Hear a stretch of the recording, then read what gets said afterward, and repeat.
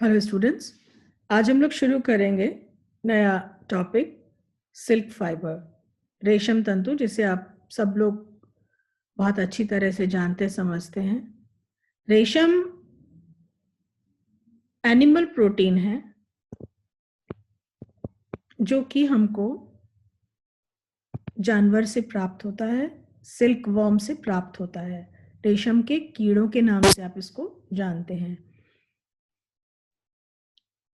रेशम के कीड़ों को सब जानते हैं कि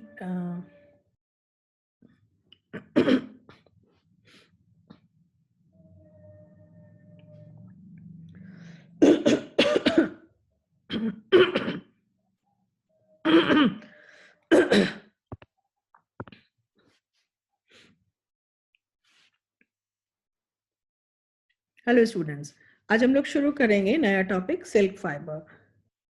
सिल्क फाइबर, जिसे आप लोग रेशम के नाम से जानते हैं, रेशम के कीड़ों से मिलता है और इसका जो मुख्य घटक होता है वो होता है प्रोटीन। इसलिए इसको एनिमल प्रोटीन फाइबर्स के नाम से भी हम जानते हैं। हमारा जो शरीर है वो प्रोटीन से मिलके बना होता है और ये जो प्रोटीन होता है ये जानवर में भी होता है, क्योंकि शरीर तो सबका उसी तरह से बना होता है। तो प्रोटीन बॉडी बिल्डिंग एलिमेंट है, तो सिल्क फाइबर में प्रोटीन पाया जाता है, इसलिए इसको प्रोटीन फाइबर भी कहते हैं। रेशम की उत्पत्ति के बारे में बहुत सारे मिथ हैं, बहुत सारी कथाएं हैं, जिनमें एक जो सबसे प्रमुख और जो बहुत जिसको लोकप्रिय कथा है वो है कि चीन की कोई राजकुमारी थी जो किसी पेड़ के नीचे कहीं बैठी थी और उनके पास एक गर्म पानी रखा होगा उनके पास में, और ऊपर से एक पेड़ पर से एक कोकून नीचे गिरा उस गर्म पानी में, और जब उन्होंने उसको निकालने की कोशिश की तो वो जो सिल्क का कोकून था वो बाहर निकला गर्म पानी में से, तो उसके ऊपर एक बहुत ही बारीक रेशा फाइबर लिपटा हुआ मिला। इससे जो चाइनीज लोग थे उनको पता चला कि ये एक तरीके का धागा है जिसे सिल्क वर्म से प्राप्त किया जा सकता है। सिल्क वर्म शहतूत के पत्तों पर पाला जाता है और इसके रेशम के उत्पादन का जो नाम है, वैज्ञानिक नाम है, जिसको हम कहते हैं सेरीकल्चर। सेरीकल्चर का मतलब होता है रेशम उत्पादन। इस तरीके से सिल्क की शुरुआत हुई और धीरे धीरे बढ़ते बढ़ते ये बहुत और भी देशों में फैल गया। एक समय था जब 12th to 13th century AD में इटली सिल्क सेंटर, वेस्ट का सिल्क सेंटर कहा जाता था। यानी पश्चिमी देशों के अंदर इटली को रेशम का केंद्र माना जाता था। लेकिन धीरे आज भी रेशम की जो मोनोपोली है, रेशम के उत्पादन की जो मोनोपोली है वो चाइना के पास है। यानी आज भी चीन में रेशम का उत्पादन सबसे अधिक होता है। भारत सिल्क उत्पादन में दूसरे नंबर पर है। अब हम बात करेंगे सेरीकल्चर की, कि सेरीकल्चर में क्या क्या चरण होते हैं, किस किस तरीके से रेशम का उत्पादन की चरण होते हैं। सिल्क वर्म को से जो सिल्क फिलामेंट पैदा करते हैं उसको हम सेरीकल्चर कहते हैं। ये अभी मैंने आपको बताया। बॉम्बेक्स मोराई, बॉम्बेक्स मोराई ये मोथ की एक प्रजाति है, यानी रेशम के कीड़े की एक प्रजाति है जिससे सिल्क प्राप्त होता है। सेरीकल्चर के अंदर या सिल्क उत्पादन में रेशम उत्पादन की मुख्य रूप से 4 चरण होते हैं, जिनमें पहला चरण है एग वर्म्स का। जो लार्वा होते हैं वो अंडे पैदा करते हैं। ये अंडे बड़े होकर के सिल्क वर्म बनाते हैं, बड़े होके सिल्क वर्म कहलाते हैं, जिसको कैटरपिलर स्टेज कहते हैं, यानी ये लार्वा के रूप में बाहर निकलते हैं। ये शहतूत की पत्तियां खाते हैं और कोकून बन जाते हैं। कोकून क्या चीज है? कोकून है the silk worm spins a cocoon for protecting at the end of its stage. जब लार्वा अपने चारों तरफ, अपने शरीर के चारों तरफ धागे को, फिलामेंट को लपेट लेता है, तो एक सख्त शेल उस लार्वे के ऊपर बन जाती है, उसको हम कहते हैं कोकून। और ये कोकून बाद में जब इसके ऊपर पूरी तरह धागा लिपट जाता है और कोकून, उस लार्वा उसके अंदर चला जाता है मैच्योर होने के लिए, उसको हम कहते हैं मॉथ।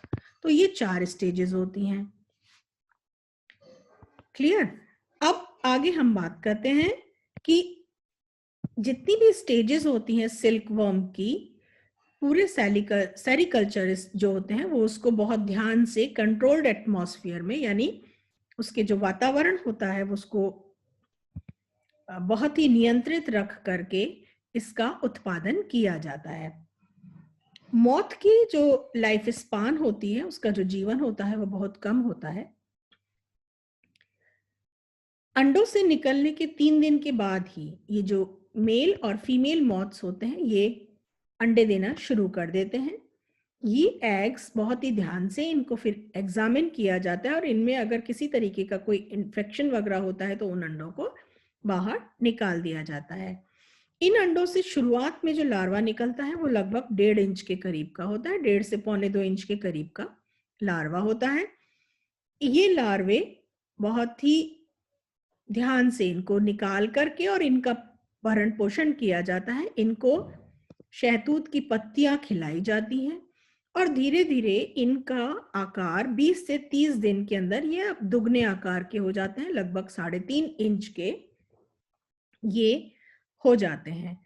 इनका जो बहुत अधिक ये पत्तियां खाते हैं और इसी वजह से ये बहुत जल्दी, बहुत तेजी से बढ़ते जाते हैं। धीरे धीरे इनके कलर में भी इनके चेंजेस आने लगते हैं और इसके बाद ये जो इनके सिर से मुंह पर इनके सिर पर 2 छेद होते हैं, इनके जॉ में एक्चुअली, वहां से इनका जो सिक्रीशन निकलता है वो सिक्रीशन, जिसको हम उस बोलते हैं फाइब्रोइन। सिल्क में बेसिकली 2 तरीके के प्रोटीन पाए जाते हैं, एक होता है फाइब्रोइन और एक होता है सेरिसिन। फाइब्रोइन जो उसका कोर प्रोडक्ट है, कोर प्रोटीन होता है, और सेरिसिन उसको चिपकाता है। तो जो 2 जॉ में जो 2 छेद होते हैं उनसे 2 सिक्रीशंस निकलते हैं, यानी 2 जगहों से सिक्रीशन निकलते हैं। और सेरिसिन जो एक गोंदनुमा चिपचिपा पदार्थ होता है, उस जो निकालते हैं उनसे वो जो 2 फिलामेंट्स होते हैं, जो 2 जॉस जो 2 उनके छेदों से निकल रहे हैं, वो हवा में आने पर चिपक जाते हैं और वो एक फिलामेंट बन करके लार्वा के चारों तरफ लिपट जाता है।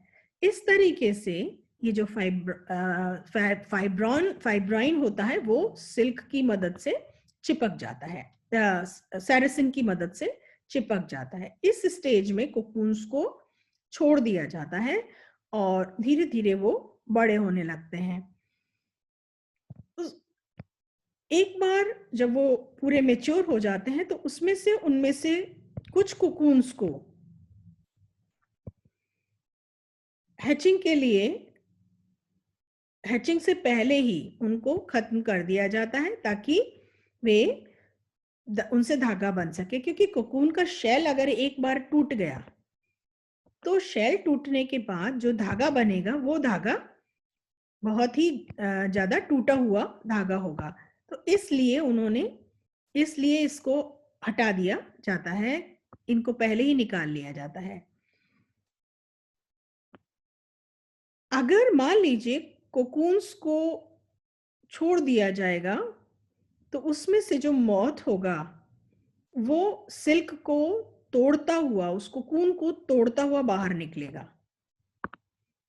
और तोड़ता हुआ बाहर निकलेगा यानी जो फिलामेंट होता है उसके टुकड़े टुकड़े हो जाएंगे। और ऐसा जो फिलामेंट होगा, उस फिलामेंट में दिक्कत ये आएगी कि उसकी कीमत कम मिलेगी, तो इसलिए उसको पसंद नहीं किया जाता और उसकी कीमत कम हो जाती है। तो यहां आपको ये बात समझ में आई कि सेरिकल्चर के अंदर क्या मुख्य चरण होते हैं जिनको हमको देखना होता है। Is it clear? ये कहलाता है पूरा रेशम उत्पादन की प्रक्रिया। अब इसके बाद की प्रक्रिया को हम नेक्स्ट वीडियो में समझेंगे। तब तक आप इसको अच्छी तरह समझ लें और पढ़ लें।